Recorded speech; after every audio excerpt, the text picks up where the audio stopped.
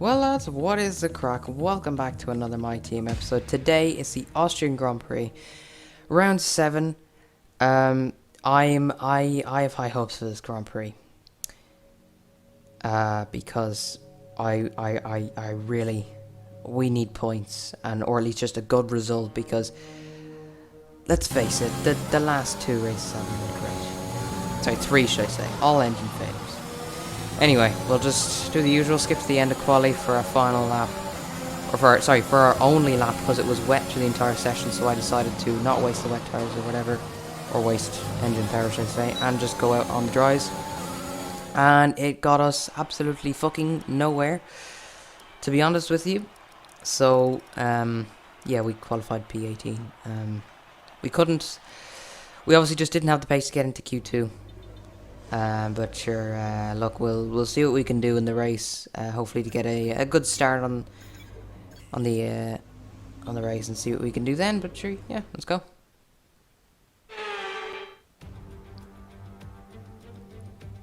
This is it then, race day in Spielberg for this year's Austrian Grand Prix.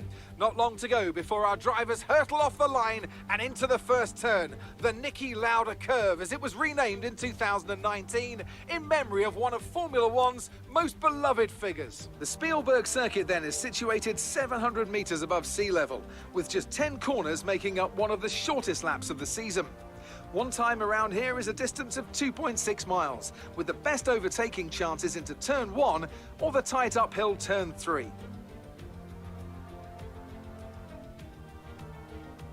Anthony Davidson joins me once again in the commentary box, and it's fantastic to have you with us here today. But I'm curious, as a man with experience out on the track, how do you stop those pre-race nerves from becoming overwhelming when you're lining up on the grid? But from the moment qualifying's over, you start to feel the adrenaline in your body build up and the buzz in your stomach as you anticipate the rundown into turn 1. It's all a bit like going into battle, and the unknown situation makes you nervous. Those pre-race nerves are a good thing. The day you don't have them means that you don't care anymore. And of course, you have to make sure that all the procedures are second nature to you, so that they're not taking up too much of your capacity. Let's run you through the driver grid order for today's exciting race. Valtteri Bottas lines up on pole position, and Lewis Hamilton completes the front row. Looking down the rest of the grid, we have Verstappen, Norris, Sergio Perez, and Ricciardo, Fernando Alonso, Vettel, Leclerc, and Carlos Sainz. Stroll, Gasly, they've taken a grid penalty. Kimi Raikkonen and Mick Schumacher. Giovinazzi, Ocon, they'll be starting further back after an earlier grid penalty. Mr. Monaco and George Russell. Latifi, Mazepin, Lundgaard, and Yuki Tsunoda. That's it then, it's time to go racing as we head to trackside for today's race. And there you have it.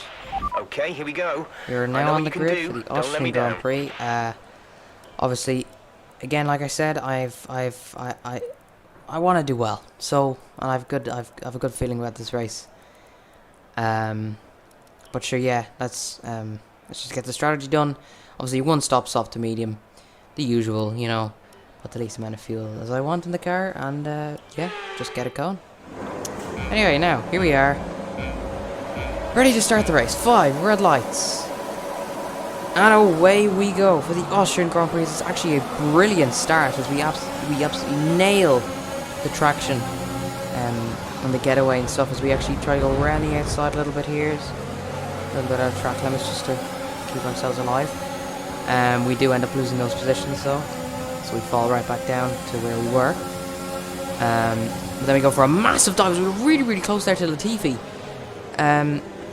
It's just too easy to go for dive bombs here at turn 3 at the start of the game, or at the start of the race on this game, should I say. Codemasters, please fix. Anyway, we're alongside Giovinazzi now for P15. Are we going to go for the move? Yes, we are. Down the inside we go, as that is a very, very nice overtake there to stick, and up into P15 we go, as that is a brilliant start for a first lap, as we've gone now 2 positions made up. I thought that start was brilliant, not gonna lie. I don't know, I really liked it. It was enjoyable, it was good. Anyway, now we fast forward just to the end, or sorry, the start of lap 2, should I say. We're right at the back of Mick Schumacher. You can see Lance Stroll and who's that? Carlos Sainz battling. Stroll actually goes up the inside. So we go around the outside of Mick Schumacher. Do we get it done? Yes, we do. Meanwhile, Stroll and Sainz are still battling. Obviously, DRS is still not yet enabled. Stroll on the inside of Sainz. He doesn't get past. No, he doesn't. Anyway, we'll skip just to this part here, as this is the 2 Red Bulls actually crashing, as Max Verstappen had retired from the session after an engine blowout, and he collects his teammate Perez with him. You know, I don't know, you can see there, just he's gone. And then the engine, yeah, there's the engine smoking. Lando Norris saw it all. That just, honestly, this just came out of nowhere. I don't know what happened. We'll just fast forward to show you what just had happened there.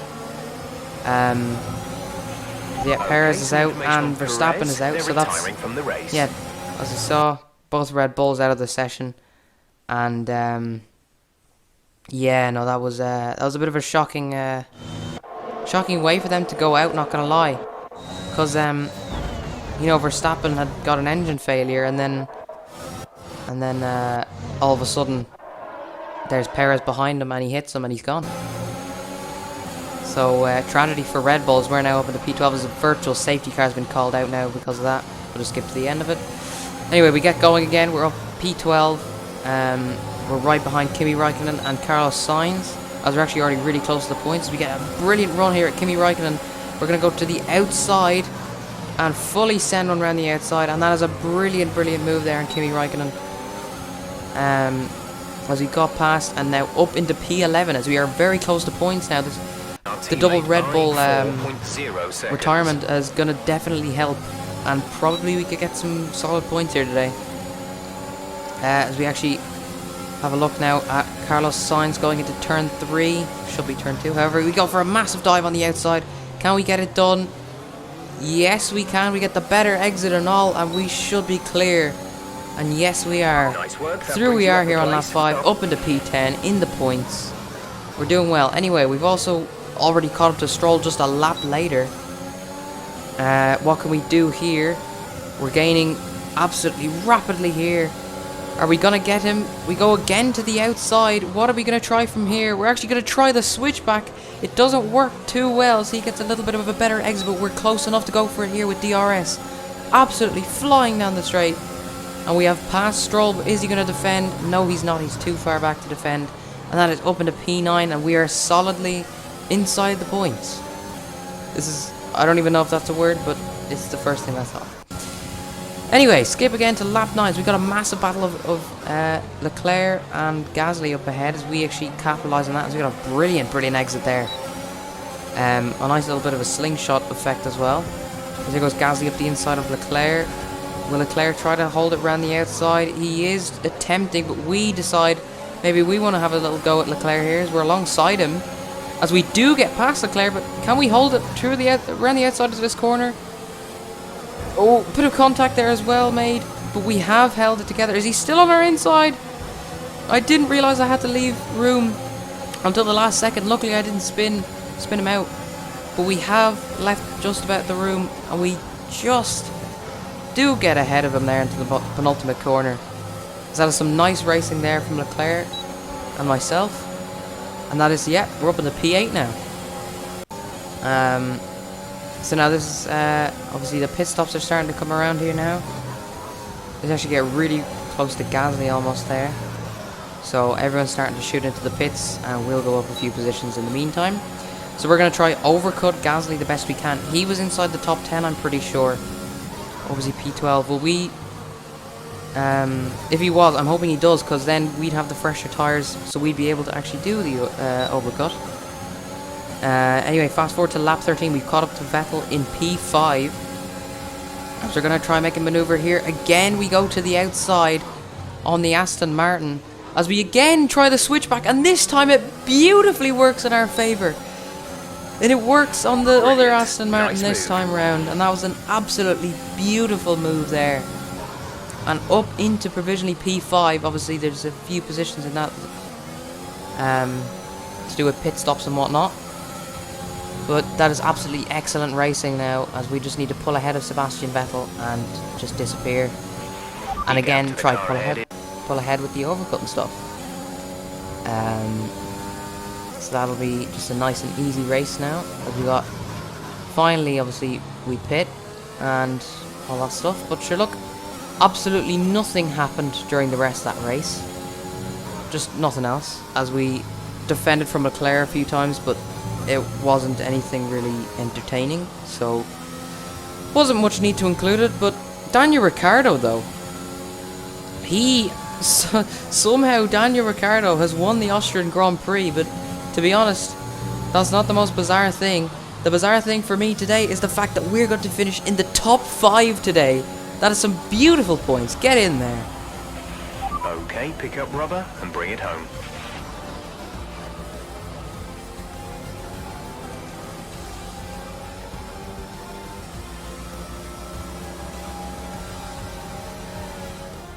McLaren have pulled it off. They've won in spectacular fashion here today. Anthony Davidson, how do you think they were able to set themselves apart today? I'd say it was down once again to good, consistent driving, nailing the corners, working to the track conditions and perfecting the team's strategies. They got all of these things right today, and the results speak for themselves.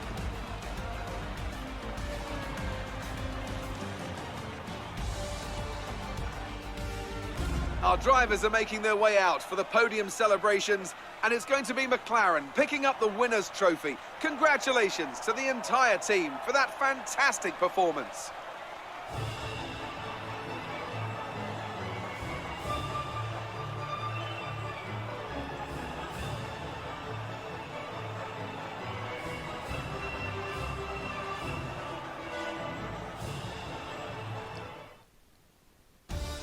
And there you have it. That's the Austrian Grand Prix for you. This result has had As he managed to, honestly, I don't know how we somehow pulled off a top 5 finish, but, well, there you go. Somehow we did it. Anthony Davidson. Again, I don't know how, but it's there. Time to check out the constructors' standings. Absolutely Mercedes amazing continue stuff. to extend their lead. Meanwhile, good work from the owner-driver's team this weekend. Honestly, I don't even know what to say. We got 10 points in the bag After an event like from that, starting who knows all the way what down in sport has in store for us P17. next Obviously, time. Tsunoda got Be the sure grid to join penalty us and whatnot. again as we continue Yeah, to I thought bring that was you the absolutely latest brilliant. excitement in Absolutely Formula brilliant. 1. Anyway, we are currently in P12 actually for ourselves. So we're not doing half bad considering the things. We're ahead of a lot of drivers that you'd think would maybe have some points, but obviously not. And in the constructors, we're in P7. Mercedes still leading by 78 points ahead of Red Bull. But yeah, that's it for today. And yeah, thank you guys so much for watching. Hope you have a wonderful day. Enjoy the rest of your day or night. And I'll see you guys in the next one. And again, yeah, P5. Alright, see you guys in the next one. Goodbye.